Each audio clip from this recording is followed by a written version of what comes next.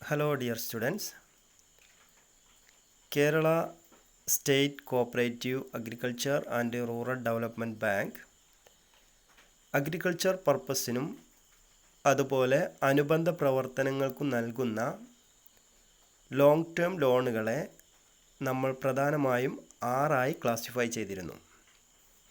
Ordinary loan, scheme loan,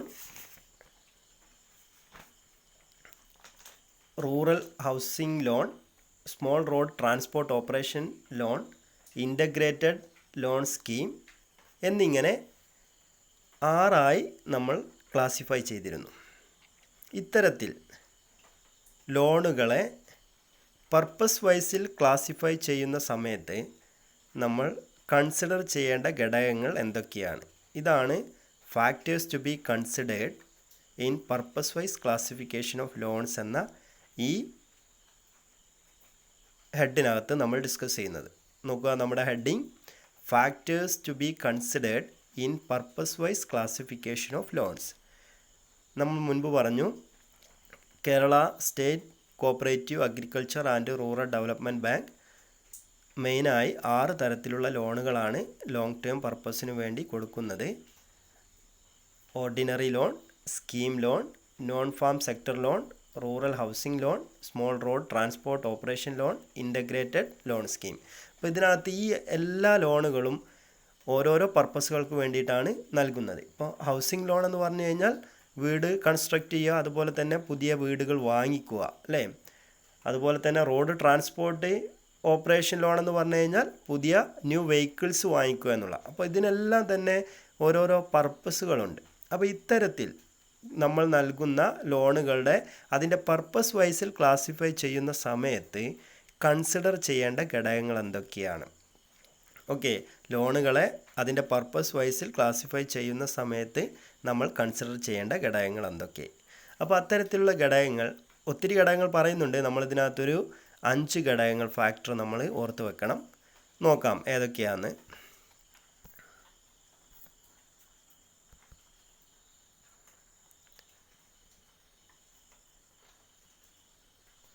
first factor എന്ന് പറയുന്നത് incremental ഇൻകമാണ്. ഓക്കെ, ഇൻക്രിമെൻ്റൽ ഇൻകം നോക്കുക എന്താണ്. Incremental income refers to the difference of income of the farmer derive from agriculture after development of land and before development of land. ഒന്നും കൂടെ പറയാം. Incremental income refers to the difference of income of the farmer derive from agriculture after development of the land and before development of the land. Okay, ഒരു കർഷകനെ സംബന്ധിച്ചിടത്തോളം ആ കർഷകൻ്റെ agricultural ലാൻഡിൽ നിന്ന്, agricultural ലാൻഡിൽ നിന്ന് ആ ലാൻഡ് കൃഷിക്ക് വേണ്ടി പാകപ്പെടുത്തുന്നതിന് മുൻപും പാകപ്പെടുത്തിയതിന് ശേഷവും അതിൽ നിന്ന് കിട്ടുന്ന വരുമാനം തമ്മിലുള്ള ഡിഫറൻസ് എത്രയുണ്ടോ അതിനെയാണ് നമ്മൾ ഇൻക്രിമെൻ്റൽ ഇൻകം എന്ന് പറയുന്നത്. ഒരു എക്സാമ്പിൾ പറയാം. ഒരു കർഷകനെ സംബന്ധിച്ചിടത്തോളം അയാളുടെ കയ്യിൽ ഒരു 5 ഏക്കർ സ്ഥലമുണ്ടെന്ന് ഇരിക്കുക. 5 ഏക്കർ സ്ഥലമുണ്ട്. ഈ 5 ഏക്കർ സ്ഥലത്ത് അദ്ദേഹം കൃഷിക്ക് വേണ്ടി പാകപ്പെടുത്തുന്നതിന് മുൻപ് അയാൾക്ക് ആ കൃഷി സ്ഥലത്തിൽ നിന്ന് ഒരു വർഷം ഇപ്പോൾ ഒരു 2 ലക്ഷം രൂപ വരുമാനം ഉണ്ടെന്ന് വിചാരിക്കുക. 2 ലക്ഷം രൂപ വരുമാനമുണ്ട്. 5 ഏക്കർ സ്ഥലമുണ്ട്.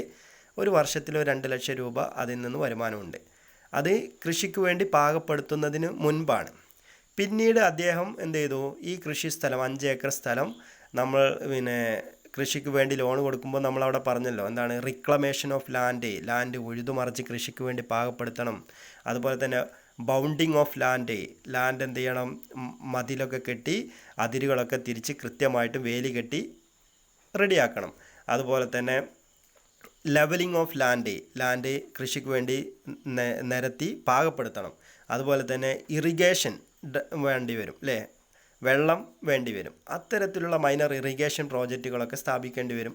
അത്തരത്തിൽ കൃഷിക്ക് വേണ്ടി ആ ഭൂമി പാകപ്പെടുത്തിയതിന് ശേഷം അതിൽ നിന്ന് നമുക്ക് എത്ര വരുമാനമുണ്ടോ, അപ്പം പാകപ്പെടുത്തുന്നതിന് മുൻപ് കൃഷിക്ക് വേണ്ടി ആ സ്ഥലം പാകപ്പെടുത്തുന്നതിന് മുൻപ് ആ കൃഷി സ്ഥലത്ത് നിന്ന് 2 ലക്ഷം രൂപ വരുമാനമുണ്ട് ഒരു വർഷം. അതിന് ശേഷം ഇപ്പോൾ നമ്മൾ കൃഷിക്കൊക്കെ വേണ്ടി അതിൻ്റെ എല്ലാ ഡെവലപ്മെൻറ്റ് ആക്ടിവിറ്റിയും ഒക്കെ നടത്തി, കൃഷിക്ക് വേണ്ടി എല്ലാ തരത്തിലുള്ള കാര്യങ്ങളൊക്കെ ചെയ്തു. നമ്മൾ റിക്ലമേഷൻ നടത്തി ഭൂമി, അതുപോലെ തന്നെ എന്ത് ചെയ്തു, ബൗണ്ടിങ് നടത്തി, അതുപോലെ തന്നെ ലെവലിംഗ് നടത്തി, ഇറിഗേഷൻ പ്രോജക്റ്റുകളൊക്കെ സ്ഥാപിച്ചു. ഇതെല്ലാം ക്ലിയർ ചെയ്തു. അങ്ങനെ ആയിട്ട് അതിന് ശേഷം നമുക്ക് ആ ലാൻഡിൽ നിന്ന് നമുക്കിപ്പോൾ ഒരു വർഷം ഒരു 5 ലക്ഷം രൂപ ലാഭം കിട്ടുന്നുണ്ടെന്ന് വിചാരിക്കുക. ആദ്യം 2 ലക്ഷം രൂപയായിരുന്നു, ഇപ്പോൾ അത് 5 ലക്ഷം രൂപ ലാഭം കിട്ടുന്നുണ്ടെന്ന് വിചാരിക്കുക, വരുമാനം കിട്ടുന്നുണ്ടെന്ന് വിചാരിക്കുക. ഇൻകമാണ്, ലാഭമല്ല. 2 ലക്ഷം രൂപയായിരുന്നു വരുമാനം, ഇപ്പോൾ അതിൽ നിന്ന് 5 ലക്ഷം രൂപ വരുമാനമുണ്ട് എങ്കിൽ ഈ പാകപ്പെടുത്തുന്നതിന് മുൻപുള്ള വരുമാനവും അതിന് ശേഷം ഇപ്പോൾ പാകപ്പെടുത്തിയതിന് ശേഷമുള്ള വരുമാനവും തമ്മിലുള്ള ആ ഡിഫറൻസിനെയാണ് നമ്മൾ ഇൻക്രിമെൻ്റൽ ഇൻകം എന്ന് പറയുന്നത്. അപ്പോൾ 2 ലക്ഷമായിരുന്നു അന്ന്, ഇപ്പോൾ 5 ലക്ഷം ഉണ്ട്. അപ്പം ബാക്കി അതിന് ഡിഫറൻസ് എന്ന് പറയുന്നത് എത്ര, 3 ലാക്ക് റുപ്പീസ് ഉണ്ട്. അപ്പോൾ ഈ 3 ലാക്ക് റുപ്പീസ് അയാളെ സംബന്ധിച്ചിടത്തോളം, ആ കർഷകനെ സംബന്ധിച്ചിടത്തോളം ലാഭമാണ്, അല്ലേ, അല്ലെങ്കിൽ വരുമാനമാണ്. ഈ വരുമാനത്തെയാണ് നമ്മൾ ഇൻക്രിമെൻ്റൽ ഇൻകം എന്ന് പറയുന്നത്. ഓക്കെ, ഇനി ഒന്നുകൂടി അത് വായിച്ചാൽ നിങ്ങൾക്ക് മനസ്സിലാവും. Incremental income refers to the difference, വ്യത്യാസമാണ്, കൃഷിസ്ഥലം കൃഷിക്ക് വേണ്ടി പാകപ്പെടുത്തുന്നതിന് മുൻപും ശേഷവും അതിൽ നിന്നുണ്ടാകുന്ന ഏണിങ്സ്, ഇൻകത്തിൻ്റെ ഡിഫറൻസ്. ഓക്കെ, നോക്കുക. Incremental income refers to the difference of income of the farmer, കർഷകനെ സംബന്ധിച്ചിടത്തോളം ഇൻകത്തിൻ്റെ ഡിഫറൻസ് ആണ്. ഡിറൈവ് ഫ്രം അഗ്രികൾച്ചർ, കാർഷിക മേഖലയിൽ നിന്നുള്ള, കൃഷിയിൽ നിന്നുള്ള വരുമാനം. After development of land and before development of land, land ഭൂമി കൃഷിക്ക് വേണ്ടി പാകപ്പെടുത്തുന്നതിന് മുൻപും ശേഷവും ആ കൃഷിയിൽ നിന്ന് അതിൻ്റെ ഉടമസ്ഥന് കിട്ടുന്ന വരുമാനത്തിൻ്റെ ഡിഫറൻസ്, അതാണ് ഇൻക്രിമെൻ്റൽ ഇൻകം. അപ്പോൾ ഇതെന്തിനാ ലോൺ കൊടുക്കുമ്പം എന്തിനാ ഈ ഘടകം നമ്മൾ കൺസിഡർ ചെയ്യുന്നത്, അല്ലെങ്കിൽ ഈ വരുമാനത്തിൻ്റെ ഡിഫറൻസ് എന്തിനാണ് നമ്മൾ കൺസിഡർ ചെയ്യുന്നത്? അത് കൃഷിക്ക് വേണ്ടി ലോൺ കൊടുത്തു കഴിഞ്ഞിട്ടുണ്ടെങ്കിൽ അയാൾക്ക് ആ കൃഷി സ്ഥലത്തു നിന്നുള്ള വരുമാനം കൂടുന്നുണ്ടെങ്കിൽ മാത്രമേ അയാൾക്ക് ലോൺ കൊടുത്തിട്ടുള്ള പൈസ അയാൾക്ക് തിരിച്ചടക്കാൻ പറ്റൂ. അപ്പോൾ ഈ ഭൂമി അയാൾക്ക് കൃഷി ചെയ്യുന്നതിന് മുൻപും പിന്നീട് അത് എന്ത് ചെയ്തു, ഡെവലപ്പ് ചെയ്തു എന്ന് പറഞ്ഞില്ലേ, കൃഷിക്ക് വേണ്ടി പാകപ്പെടുത്തിയെന്ന് പറഞ്ഞു. അപ്പം അയാൾ എന്ത് ചെയ്തു, ഈ നമ്മൾ പറഞ്ഞ Kerala state cooperative agriculture and rural development ബാങ്കിൽ നിന്ന് 1 ലക്ഷം രൂപ ലോൺ എടുത്തുകൊണ്ടാണ് അയാൾ ആ ഭൂമി ചിലപ്പോൾ എന്ത് ചെയ്തിട്ടുണ്ടാവുക, കൃഷിക്കും വേണ്ടി പാകപ്പെടുത്തിയിട്ടുണ്ടാവുക, അല്ലേ. ബൗണ്ടിങ് നടത്തിയതും ലെവലിംഗ് നടത്തിയതും അതുപോലെ തന്നെ മറ്റു കാര്യങ്ങളൊക്കെ ചെയ്തിട്ടുണ്ടാവുക. അപ്പോൾ ആ ലോണ് കൊടുത്തിട്ടുണ്ടെങ്കിൽ അയാൾക്കത് തിരിച്ചടക്കാനുള്ള കപ്പാസിറ്റി ഉണ്ടോ എന്നറിയണ്ടേ, അതിനും വേണ്ടിയിട്ടാണ്. അപ്പോൾ അയാൾക്ക് വരുമാനം കൂടുന്നുണ്ടെങ്കിൽ അയാൾക്ക് തിരിച്ചടക്കാൻ പറ്റും, വരുമാനം കൂടുന്നില്ല എങ്കിൽ അയാൾക്കത് ലോൺ എടുത്ത പണം തിരിച്ചടക്കാൻ പറ്റുന്നില്ല, അല്ലേ. അപ്പോൾ ഈ റീപേയിങ് കപ്പാസിറ്റി ഉണ്ടോ എന്നറിയാൻ വേണ്ടിയിട്ടാണ് ഇൻക്രിമെൻ്റൽ ഇൻകം നമ്മൾ കൺസിഡർ ചെയ്യുന്നത്. ഓക്കെ, അപ്പോൾ ഇൻക്രിമെൻ്റൽ ഇൻകം കൺസിഡർ ചെയ്യുന്ന ഘടകം എന്താണെന്ന് അടുത്ത പാരഗ്രാഫ് പറയുന്നുണ്ട്, നോക്കുക. At the time of classify the loan in to purpose വൈസിൽ ലോണ് നമ്മൾ ക്ലാസിഫൈ ചെയ്യുന്ന സമയത്ത് incremental income must be considered, incremental income നിർബന്ധമായിട്ടും കൺസിഡർ ചെയ്യണം. ബിക്കോസ് കാരണം എന്താ, incremental income deciding the repaying capacity of the member. Okay, ആ loan എടുക്കുന്ന വ്യക്തിയെ സംബന്ധിച്ചിടത്തോളം അയാൾക്ക് ആ ലോൺ എടുത്തു കഴിഞ്ഞാൽ അത് തിരിച്ചു കൊടുക്കാനുള്ള കപ്പാസിറ്റി ഉണ്ടാകുമോ എന്ന് തീരുമാനിക്കുന്ന പ്രധാനപ്പെട്ട ഘടകം അയാളുടെ ഇൻക്രിമെൻ്റൽ ഇൻകമാണ്. അതുകൊണ്ട് ഒരു ലോൺ കൊടുക്കുന്ന സമയത്ത് എന്ത് ചെയ്യണം, so it must be considered the incremental income of the മെമ്പറുടെ ഇൻക്രിമെൻ്റൽ ഇൻകം കൺസിഡർ ചെയ്യണം എന്നുള്ളതാണ് ഇൻക്രിമെൻ്റൽ ഇൻകം എന്ന് പറയുന്ന ഹെഡ്. ഓക്കെ, ഇതാണ് ഫസ്റ്റ് ഫാക്ടർ. ഓക്കെ, ഒരു കർഷകനെ സംബന്ധിച്ചിടത്തോളം അയാളുടെ കൃഷിസ്ഥലത്തിൽ നിന്നുള്ള വരുമാനം, അത് കൃഷിക്ക് വേണ്ടി പാകപ്പെടുത്തിയതിന് ശേഷവും അതിന് മുൻപുമുള്ള വരുമാനങ്ങൾ തമ്മിലുള്ള ഡിഫറൻസ് ആണ് ഇൻക്രിമെൻ്റൽ ഇൻകം. ഓക്കെ, ദെൻ ഇനി നമ്മൾ സെക്കൻഡ് ഫാക്ടർ നോക്കുക, പ്രിസംപ്റ്റീവ് വാല്യൂ ആണ്. ഓക്കെ, പ്രിസംപ്റ്റീവ്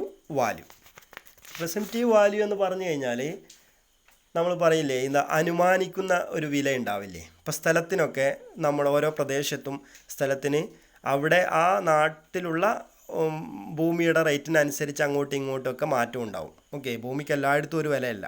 അപ്പോൾ നമ്മൾ അവിടെ ഇപ്പം മൊറയൂർ ടൗണിനകത്താണ്, അല്ലേ, ആ ഏരിയയിലാണെങ്കിൽ, അല്ലെങ്കിൽ ഇപ്പോൾ മഞ്ചേരി പോലുള്ള ഒരു ഡെവലപ്ഡ് ആയിട്ടുള്ള ഏരിയയിലാണെങ്കിൽ അതിനനുസരിച്ച് അവിടെയുള്ള ഭൂമിക്ക് വില കൂടും, അല്ലേ. ഒരു ഉൾപ്രദേശത്താണെന്നുണ്ടെങ്കിൽ അവിടെ അതിനനുസരിച്ച് ഭൂമിക്ക് വില കുറയും. അപ്പം ആ ഒരു അനുമാനിക്കുന്ന വിലയുണ്ട്, അതാണ് പ്രിസംപ്റ്റീവ് വാല്യൂ എന്ന് പറയുന്നത്. നോക്കുക, ഇവിടെ പറയുന്നത്, so the primary cooperative agriculture and rural development bank advance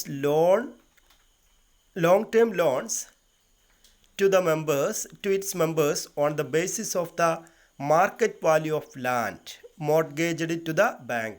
നമ്മൾ ഒരു ലാൻഡിൻ്റെ ഈടിന്മേലാണ് ബാങ്കിൽ നിന്ന് ലോൺ എടുക്കുന്നതെന്ന് വിചാരിക്കുക.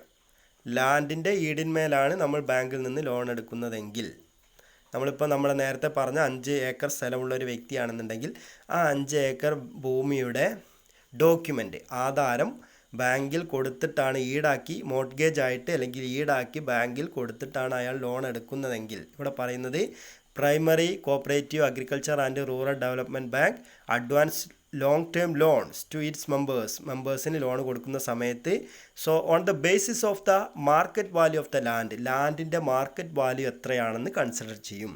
അപ്പോൾ നമ്മൾ കൊടുത്തിട്ടുള്ള ബാങ്കിൽ ഈടായി വെച്ചിട്ടുള്ള ലാൻഡിന് എത്രയാണോ അതിൻ്റെ മാർക്കറ്റ് വാല്യൂ, അപ്പോൾ 5 ഏക്കർ സ്ഥലത്തിന് ഒരു 10 ലക്ഷം രൂപയാണുള്ളൂ എന്ന് വിചാരിക്കുക.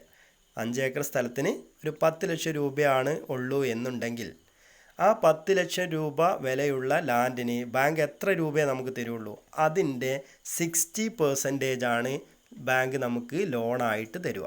ഓക്കെ, അപ്പം 10 ലക്ഷം വിലയുള്ള ഒരു ലാൻഡ് നമ്മൾ ഈടായിട്ട് ബാങ്കിൽ ആധാരം കൊണ്ടുവച്ച് കഴിഞ്ഞാൽ, so usually up to 60% of the market value of land mortgaged is given as loan. അതിൻ്റെ 60%. അപ്പോൾ 10 ലക്ഷം രൂപ വിലയുള്ള ഒരു ലാൻഡിൻ്റെ ആധാരം നമ്മൾ ബാങ്കിൽ കൊണ്ട് വെച്ച് കഴിഞ്ഞിട്ടുണ്ടെങ്കിൽ നമുക്ക് എന്ത് ചെയ്യും?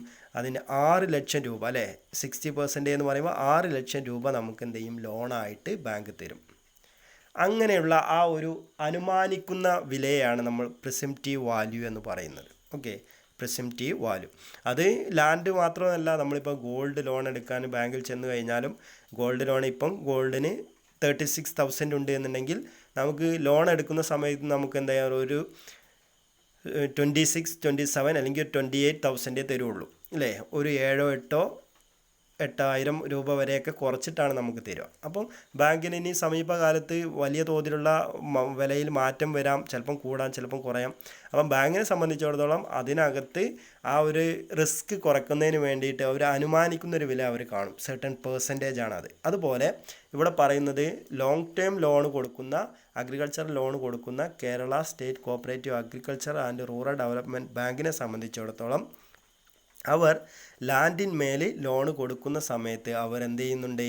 അതിൻ്റെ ഒരു പ്രിസംപ്റ്റീവ് വാല്യൂ കാണുന്നുണ്ട്. ദാറ്റ് മീൻസ് എത്രയാണോ ലാൻഡിൻ്റെ വില അതിൻ്റെ 60%, usually up to 60% of the market value of land mortgaged is given as loan. ഈ ഒരു സിസ്റ്റത്തെയാണ് നമ്മൾ എന്തെന്ന് പറയുന്നത്? പ്രിസംപ്റ്റീവ് വാല്യൂ എന്ന് പറയുന്നത്. അപ്പോൾ 2 ഘടകം നമുക്ക് ഈ വീഡിയോക്കകത്ത് നമ്മൾ ഡിസ്കസ് ചെയ്തു. ബാക്കി 3 കാര്യം കൂടെ നമുക്ക് പറയാനുണ്ട്.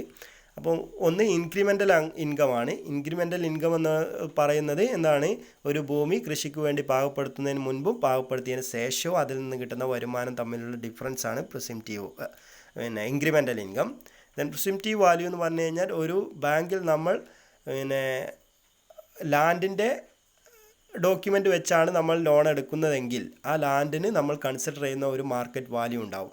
ആ മാർക്കറ്റ് വാല്യൂവിൻ്റെ 60% ആണ് നമ്മൾക്ക് എന്ത് ചെയ്യും? ലോണായിട്ട് തരുള്ളൂ.